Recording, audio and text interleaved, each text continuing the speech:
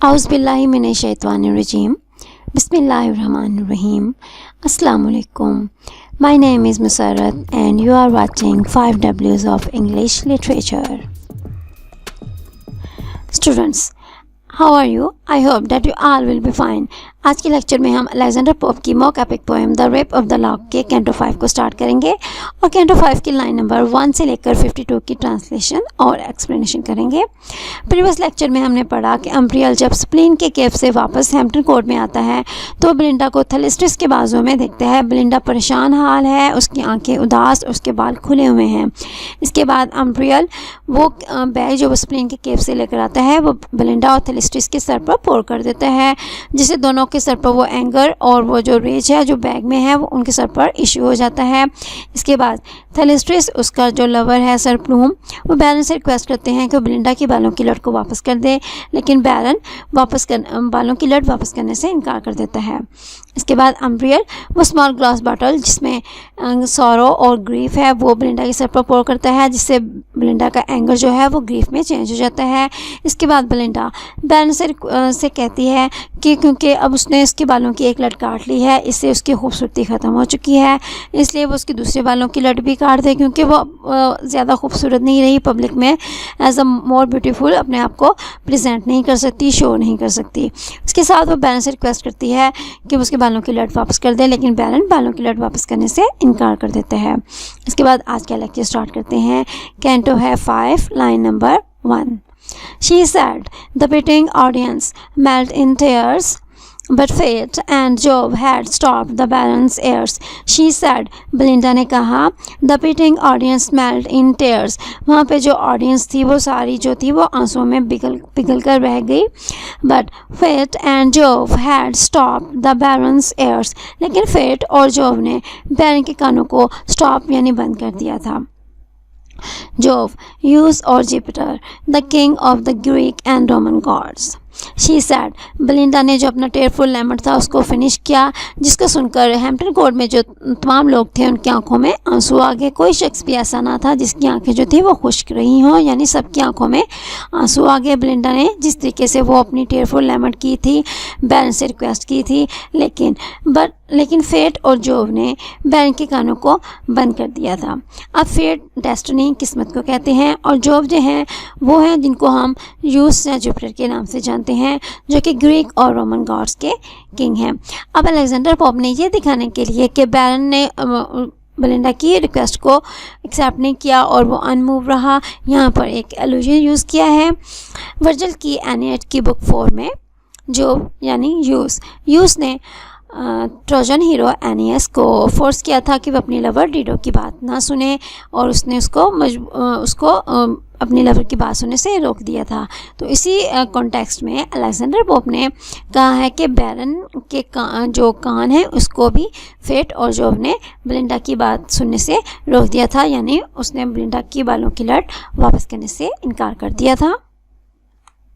In vain, Thelystrus with reproach assails, far who can move when fair Belinda fails. Reproach, rebuke और disapproval. Rebuke लानत मलामत करना, किसी को बुरा भला कहना। Assails, to attack हमला करना, किसी पर अटैक करना। In vain, रायगा गया।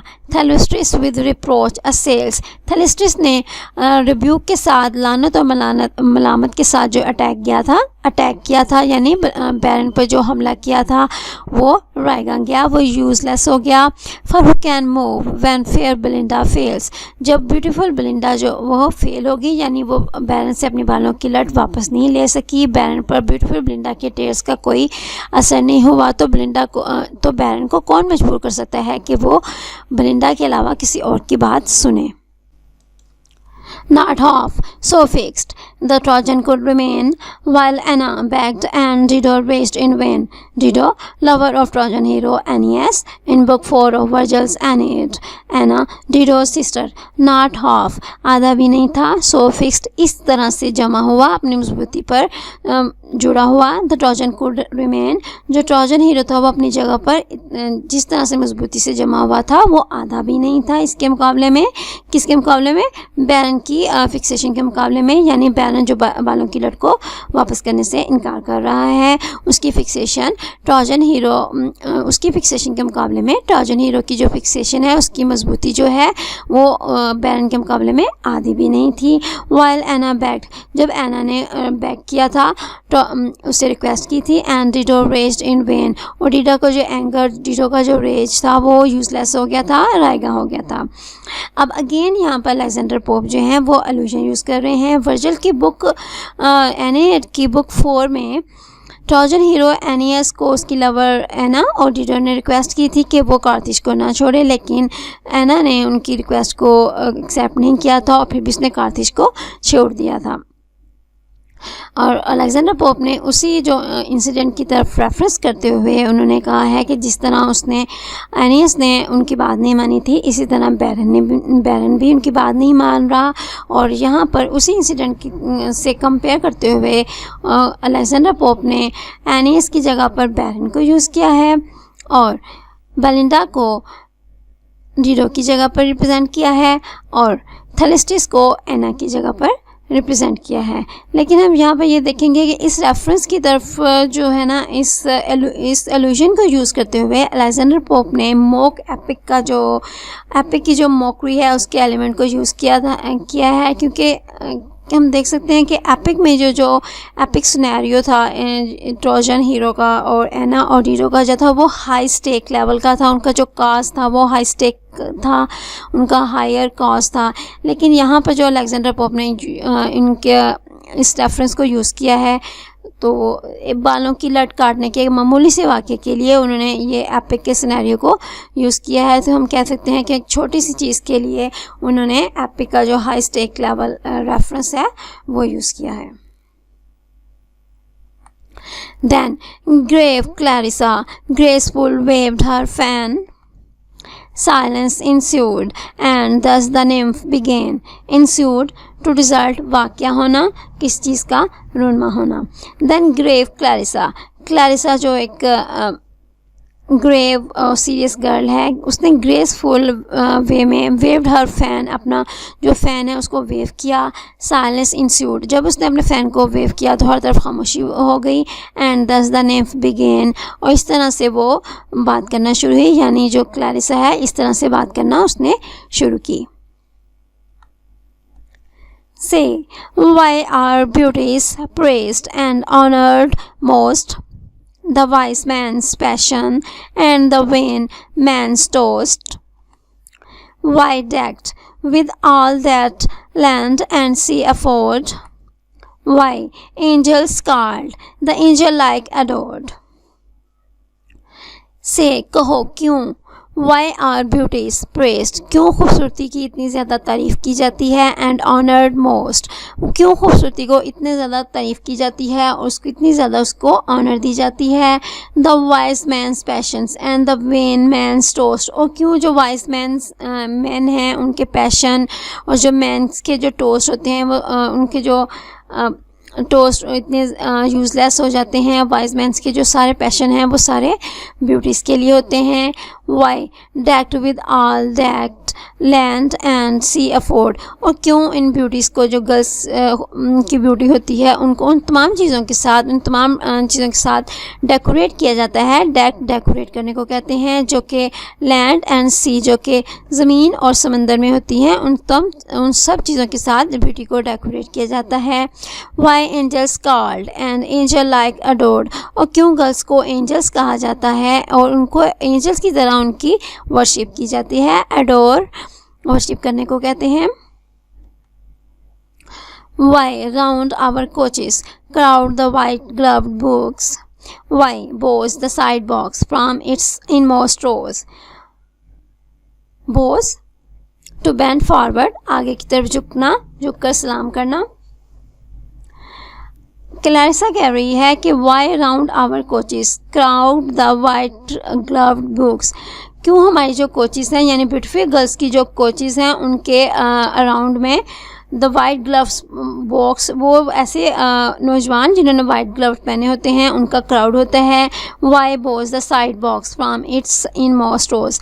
अब साइड बॉक्स में मैन बैठते हैं और जब थिएटर हॉल में जाएं तो वहाँ पर साइड बॉक्स जो होते हैं वो मैन के लिए होते हैं और जो इन मोस्ट रोज होती हैं वो वीमेन के लिए होती हैं. यही बात क्लैरिसा कह रही है कि वो जो साइड बॉक्स में जो मैन बैठे होते हैं, यंग बॉयज़ बैठे होते हैं, वो इन मोस्ट रोज की तरफ क्यों झुक कर देखते हैं, उनको वो सैल्यूशन करते हैं, उनको सलाम करते हैं. How vain are all these glories, all our pains, unless good sense preserve what beauty gains. हमारी जो ये तमाम ग्लोरीज और हमारी जो तमाम पेन्स हैं ये कितनी यूज़लेस होती हैं, इनका कोई फ़ायदा नहीं होता, ये सब रायगा हो जाती हैं. Unless good sense preserve what beauty gains. इसके मुकाबले में गुड सेंस जो है वो प्रिजर्व कर सकती है, हमें बचा सकती है उस चीज़ों के मुकाबले में जो कि व्हाट ब्यूटी गेन्स, जो कि खूबसूरती हमारे लिए हासिल करती है. यानी गुड सेंस जो है वो खूबसूरती के मुकाबले में बहुत कुछ हासिल कर सकती है और ब्यूटी उसके मुकाबले में बहुत कम चीज़ें हासिल करती है. अब अगर हम देखें लिटरली तो क्लैरिसा का जो मीनिंग है वो क्लैरिटी है और ये जो उसकी बातें हैं इसके बारे में क्रिटिक्स कहते हैं कि ये पोएम की अपनी वॉइस है. पोप जो अपना पॉइंट ऑफ व्यू है उसके क्लैरिसा के ज़रिए बता रहे हैं. इसके ज़रिए यही बता रहे हैं कि ब्यूटी जो है वो इतनी ज़्यादा इम्पोर्टेंट नहीं है. Behold, the first in virtue, as in face. Oh, if to dance all night and dress all day, charmed the smallpox or chased old age away. Behold, the first in virtue, as in face.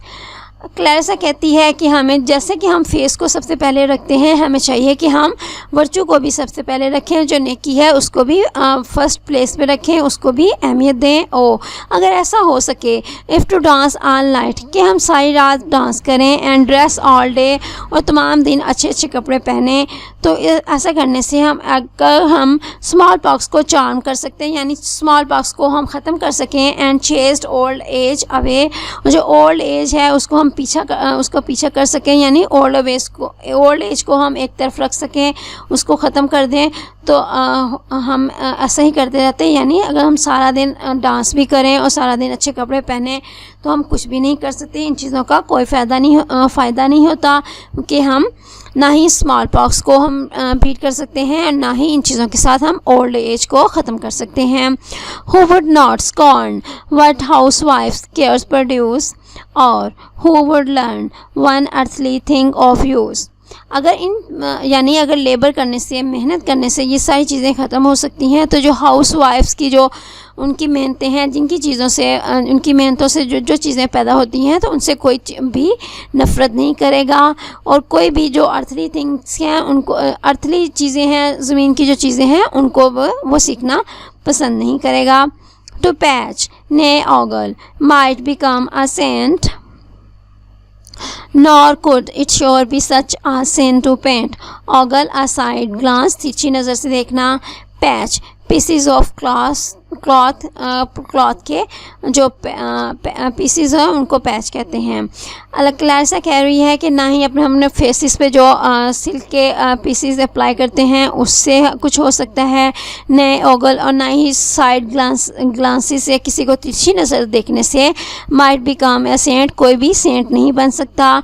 Nor could it sure be such a sin to paint, ना ही हम ऐसा करने से एक जो scene है उसको हम पेंट कर सकते हैं, उसको हम छुपा सकते हैं.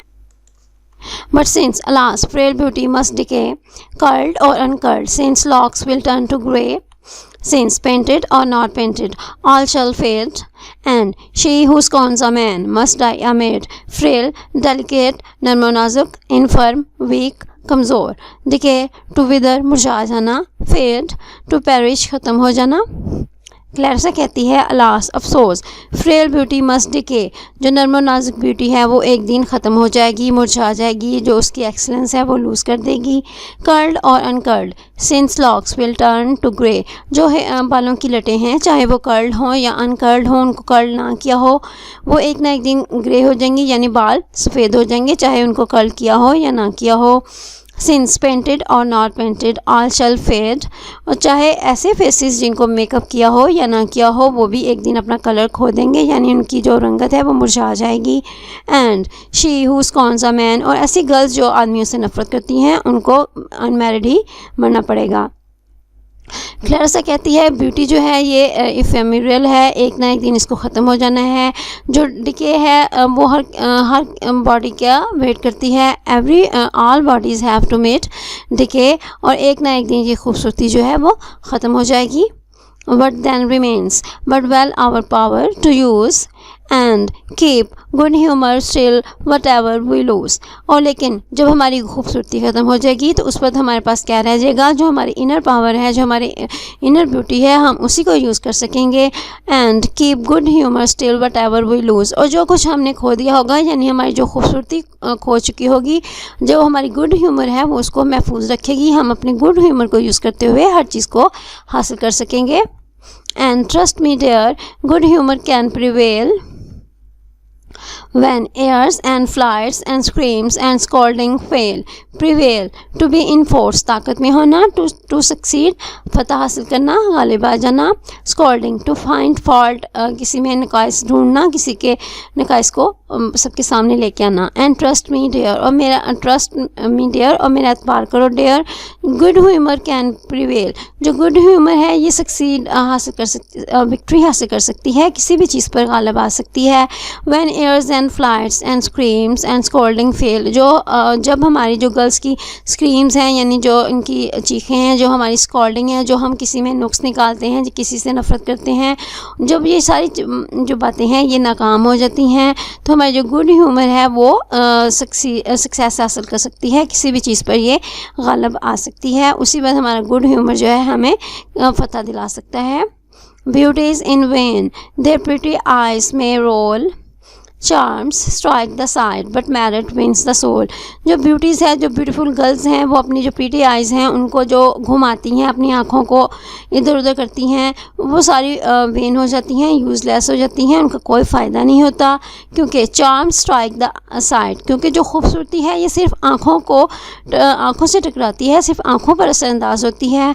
But merit wins the soul, लेकिन जो इनर ब्यूटी है, जो हमारे अंदर की खूबसूरती है, ये रूह को जीत लेती है, हमारी रूह को फतह कर लेती है।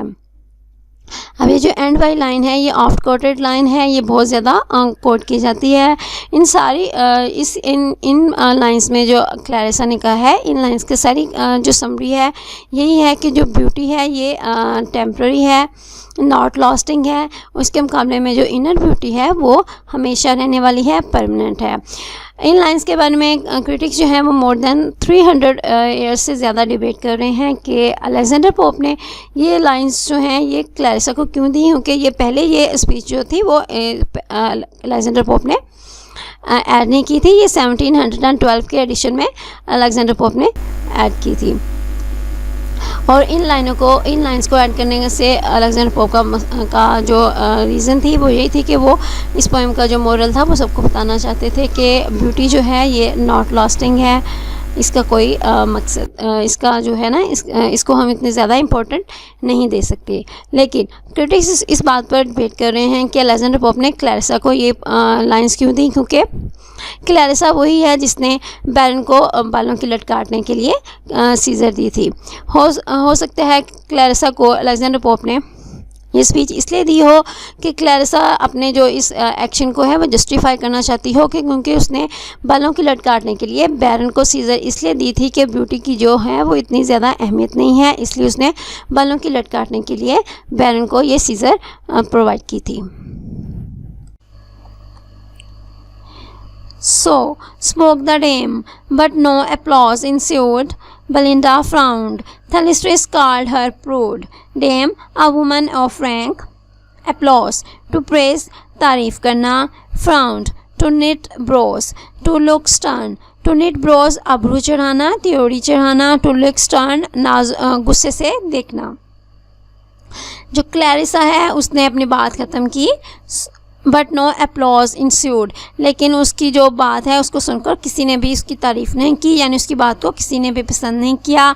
बिलिंडा फ्राउंड, और क्लैरिसा की बातों को सुनकर बिलिंडा ने अपनी आईब्रोज जो हैं उनको झड़ाया, यानी उसको गुस्सा आ गया। थैलिस्ट्रिस कॉल्ड हर प्रूड, और थैलिस्ट्रिस ने क्लैरिसा को प्रूड कहा, यानी उसको नाजो नखरे वाली प्रिटेंडेड गर्ल कहा। To arms, the furious Virago cries, and swift as lightning to the combat flies. Virago, a turbulent woman, एक झगड़ा करने वाली औरत। To arms, आमने सामने आ जाना। The furious Virago cries, furious Virago Thalestris cries चलाई। And swift as lightning to the combat flies, उसकी जो चीख थी, उसकी जो क्राई थी, वो उस कॉम्बैट में, उस बैटल फील्ड में बिजली की तेज़ी से गूंज गई। अब अलेक्जेंडर पोप ने यहाँ पर थैलिस्ट्रिस के लिए विरागो का वर्ड यूज़ किया है।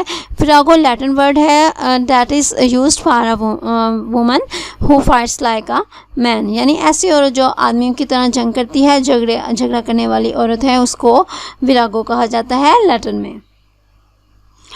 थैलिस्ट्रिस ने सबसे कहा कि वो एक दूसरे पर हमला करें। टू आर्म्स, आमने सामने आने का हुक्म दिया।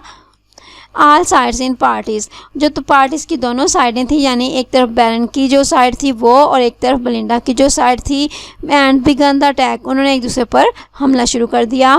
Fans clap, silk rustle and tough whalebones crack. Rustle to make noise, आवाज़ें आना, वहाँ पर फैंस क्लैप, फैंस की आवाज़ें, सिल्क रसल कपड़ों की सरसराहट की आवाज़ें, and tough whalebones crack, और जो वेल बोन्स जो उनके जो बटन थे जो वेल बोन से बने हुए थे उनके टूटने की आवाज़ें आना शुरू हो गई।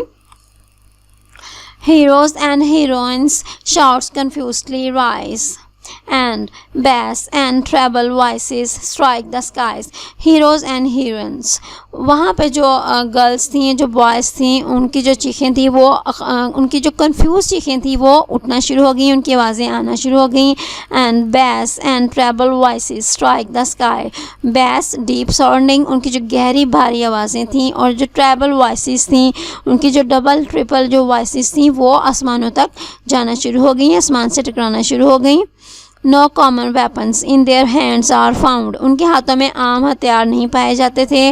Like gods they fight not dread a mortal wound, और वो जो उनकी जो लड़ाई थी वो आम हथियारों की तरह नहीं थी, बल्कि वो गॉड्स की तरह लड़ रहे थे।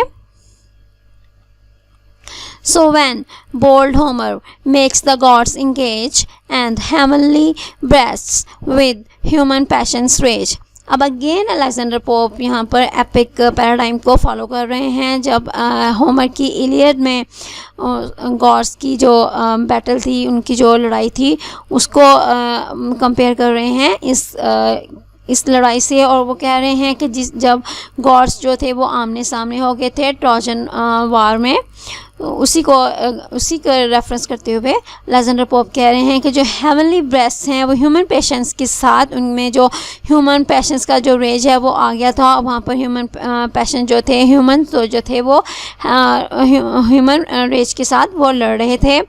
against Pallas, Mars, Latona, Hermes' arms, and all Olympus rings with loud alarms. Against, short of against. अब अगेन यहाँ पर अलेक्जेंडर पोप ने एपिक सिनेरियो को यूज़ किया है। जो गॉड्स हैं, Pallas, Mars god of war को कहते हैं, Latona mother of Apollo and Diana, Hermes जो है वो मैसेंजर का नेम है, और ओलंपस के जो अलार्म थे वो बजना शुरू हो गए। ओलंपस भी गॉड का नेम है, उनके जो अलार्म थे वो लाउड आवाज़ में बजना शुरू हो गए। और जिस तरह से गॉड जो थे वो आमने सामने हुए थे, उसी तरह से ये तमाम जो पार्टीज़ हैं, जो बेलिंडा और बैरन की पार्टीज़ हैं, वो आमने सामने होकर एक दूसरे पर अटैक करना शुरू हो गई। Job's thunders roar and heaven trembles all round.